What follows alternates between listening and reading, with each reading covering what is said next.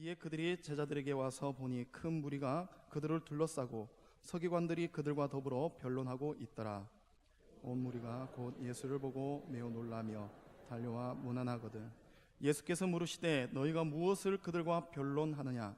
무리 중에 하나가 대답하되 선생님, 말 못하게 귀신 들린 내 아들을 선생님께 데려왔나요?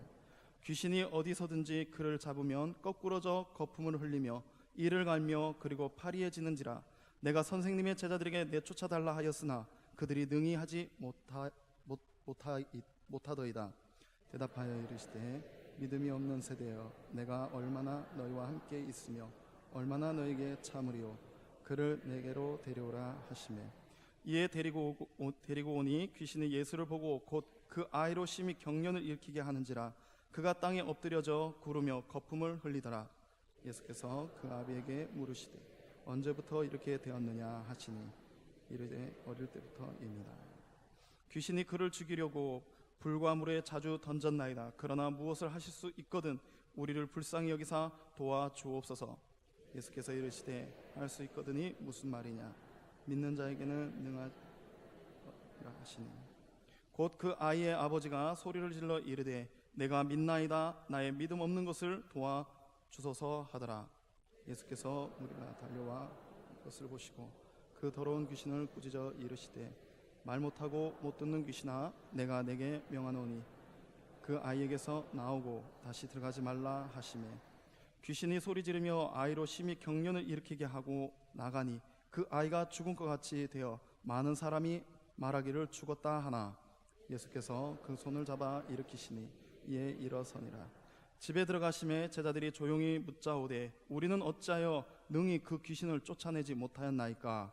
이르시되 기도 외에 다른 것으로는 이런 종류가 나갈 수 없느니라 하시니라. 아멘. 할렐루야.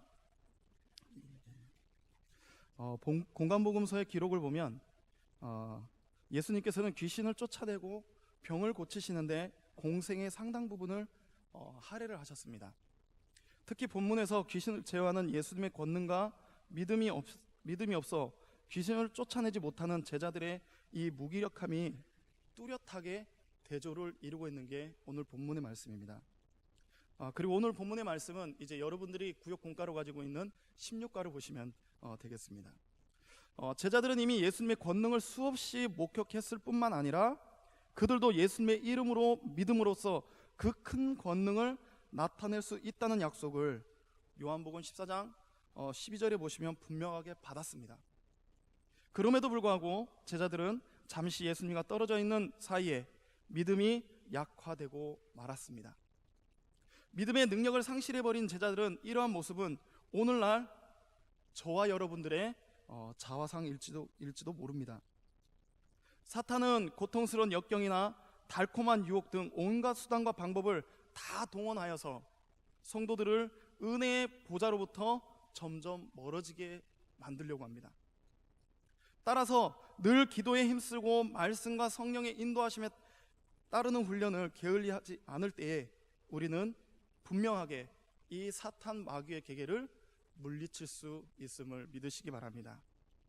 이 시간 본문의 말씀의 내용을 보면 병든 아들을 고치기 위해서 아버지가 자신의 아이를 이제 제자들에게 데리고 나왔습니다. 그리고 고쳐주기를 간청합니다. 제자들은 그 아이를 고치지 못해서 이제 진땀을 흘리고 있었습니다. 이를 보시고 예수님께서는 19절에 믿음이 없는 세대여, 내가 얼마나 너희와 함께 있으며 얼마나 너희에게 참으리요, 이렇게 말씀하시면서 그리고 그 자리에서 그 병든 아이를, 즉 사탄의 지배를 받고 있는 이 아이를 고쳐주셨습니다. 그러면 이러한 병고침의 능력은 어떻게 가능할까요? 말씀해 보면 우리는 먼저 믿음의 능력을 가져야 된다는 말씀입니다. 예수님께서는 제자들이 아이를 고치지 못하여 진땀 흘리고 있는 현장을 보시고 믿음이 없는 세대라고 19절에 말씀하고 있죠. 탄식하는 부분입니다. 그러므로 제자들이 아이를 고치지 못한 근본적인 이유는 어디에 있습니까? 믿음이 없기 때문이죠. 믿음이 없기 때문에. 이어서 그 아이의 아비가 예수님께 이렇게 말합니다. 무엇을 하실 수 있거든 우리를 불쌍히 여기사 도와 주옵소서 간청합니다. 그런데 예수님은 귀신 들린 이 아이를 고쳐주기 전에 먼저 행하신 게 있습니다. 그것은 바로 그 아버지의 믿음을 먼저 고쳐주셨다는 거예요. 그 말씀이 유명한 24절의 말씀이죠. 24절 말씀을 다 같이 읽겠습니다. 24절입니다. 다 같이 시작.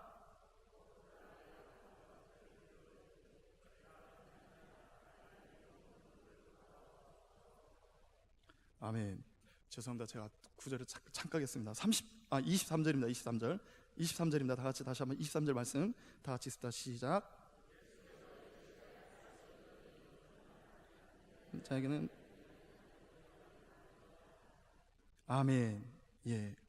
할 수 있거든이 무슨 말이냐? 믿는 자에게는 능히 하지 못할 일이 없느니라. 이 말씀의 뜻이 무엇입니까? 믿음이 있으면 능력이 있고요, 믿음이 없으면 능력도 없다는 말씀입니다. 주님 안에서 겨자씨만한 믿음만 있어도 놀라운 능력이 나타남을 마태복음 7장 20절에서 분명히 말씀해주고 있죠. 그 말씀에 보면 만일 너희에게 믿음이 겨자씨 한 알만큼만 있어도 이 산을 명하여 여기서 저기로 옮겨지라 하면 옮겨질 것이요 또 너희가 못할 것이 없으리라 분명히 말씀하고 있죠. 우리 옆에 성도님들에게 이렇게 한번 이야기하겠습니다. 믿음의 능력을 가집시다. 예. 믿음의 능력을 가지려고 하니까 왠지 부담스럽지요. 예. 그래도 우리 확신껏 가야 돼. 다시 한번 우리 좀 이렇게 하면 이렇게 좀 웃으시면서 좀 기쁜 마음으로 좀 받아주셔야 되는데 하면 경직되고. 자, 다시 한번 믿음의 능력을 가집시다. 예. 우리가 기쁨으로 받아야 우리 안에, 저와 여러분들 안에 그래도 조금이라도 이 두려움과 근심이 사라지는 줄 믿으시기 바랍니다. 자, 두 번째로 기도의 능력을 우리가 믿을 수 있으려면 두 번째로는 말씀의 능력을 가져야 된다는 거예요. 말씀의 능력. 25절을 보시면 예수님께서 어떤 일을 행하시는지 보기 위해 많은 무리들이 모여들었다고 그랬습니다. 바로 그때 예수님은 더러운 귀신을 꾸짖으시며 이렇게 선포하셨죠. 말 못하고 못 듣는 귀신아, 내가 내게 명하노니 이 아이에게서 나오고 다시 들어가지 말라. 이렇게 명령하셨습니다. 예수님의 명령, 이 명령에 즉시 귀신은 떠났지요. 26절 보시면 귀신이 소리 지르며 아이로 심히 경련을 일으키게 하고 나가니 그 아이가 죽음같이 되어 많은 사람이 말하기를 죽었나이다 하나. 히브리서 4장 12절의 말씀을 보시면 하나님의 말씀은 어떤 능력이 있다고 말씀합니까? 예, 하나님의 말씀은 살아있고 활력이 있어 좌우에 날선 어떤 검보다 예리하여 혼과 영과 및 관절과 골수를 찔러 쪼개기까지 하며 또 마음의 생각과 뜻을 판단하시나니. 중요한 건 뭡니까? 하나님의 말씀은 살아있다는 것입니다. 믿으십니까? 그래서 믿는 성도들이 하나님의 말씀을 암기하고 더 나가서 묵상하고 이 말씀을 나의 말씀으로 늘 이 10년 가운데 늘 새기는 이 일이 그 무엇보다도 중요한 이유가 바로 여기에 있는 것이죠. 이것이 말씀의 능력입니다. 말씀이 드려지는 곳마다 어떤 역사가 일어납니까? 변화의 역사가 일어나지요.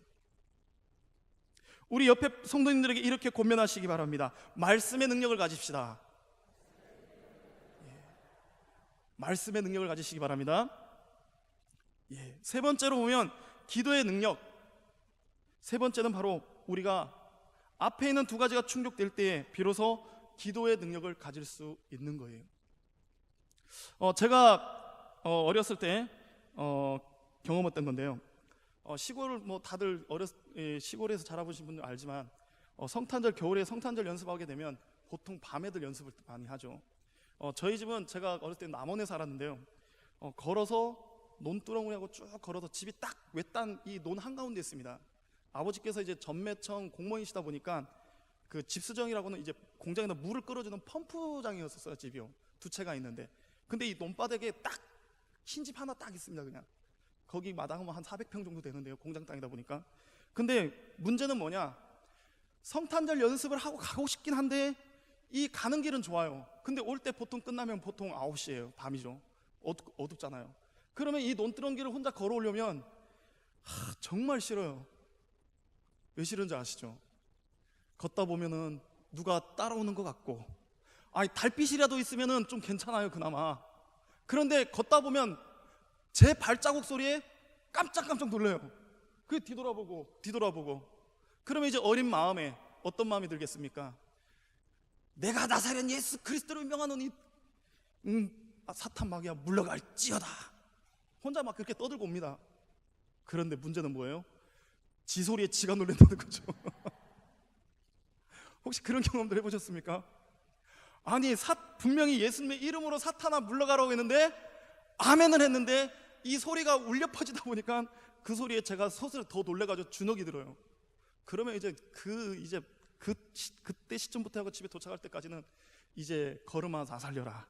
이제 뭐 뒤도 안 돌아보고 그냥 막 눈물 반 이제 막 이제 훔치면서 뛰어들어가는 거죠. 그랬던 경험이 있어요.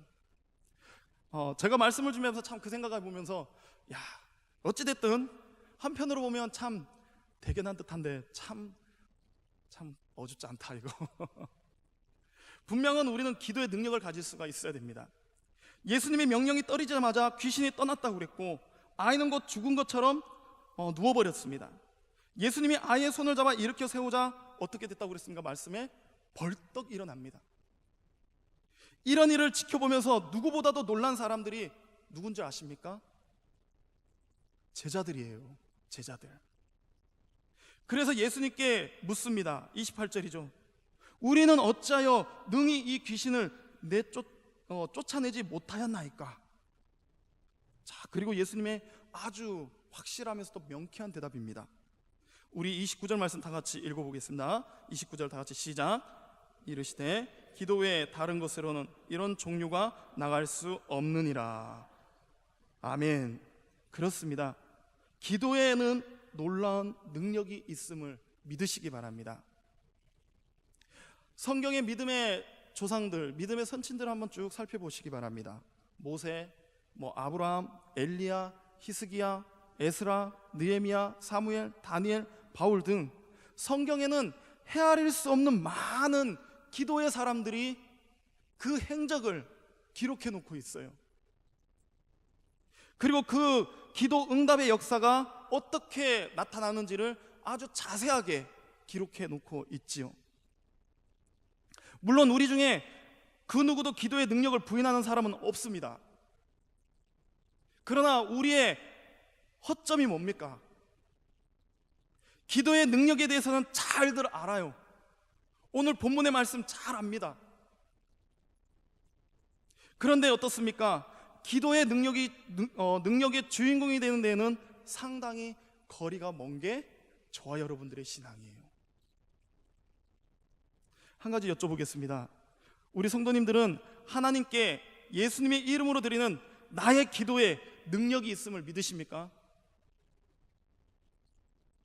믿으십니까? 믿으셔야 돼요. 예수님께서 의심하지 말라고 그랬습니다. 우리는 이 부분에서 분명히 해야 돼요.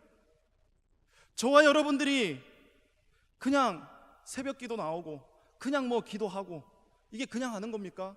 아니지요. 하나님 아버지의 뜻을 담아서 내 마음의 소원을 아뢰는 것이지 않습니까?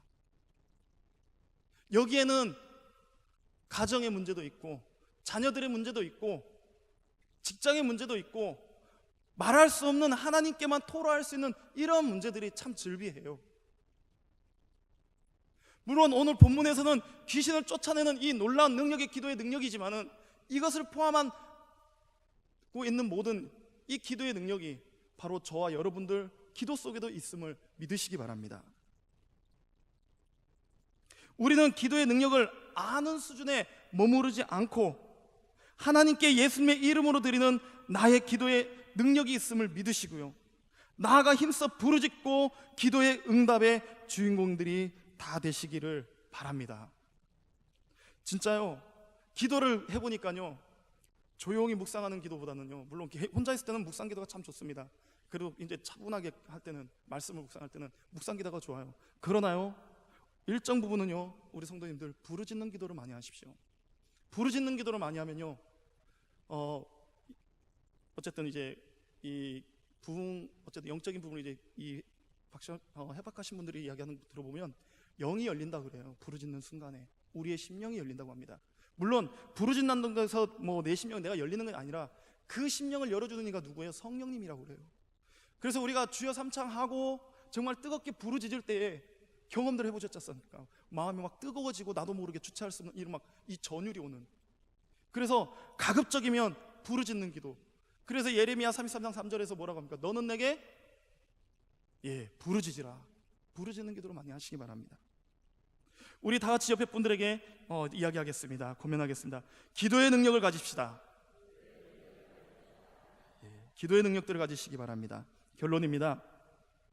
제자들은 귀신 들린 아이를 고치기 위해 쩔쩔매고 있었지만 예수님께서는 조금 더 머뭇거리지 않고 이 아이를 고쳐주셨습니다.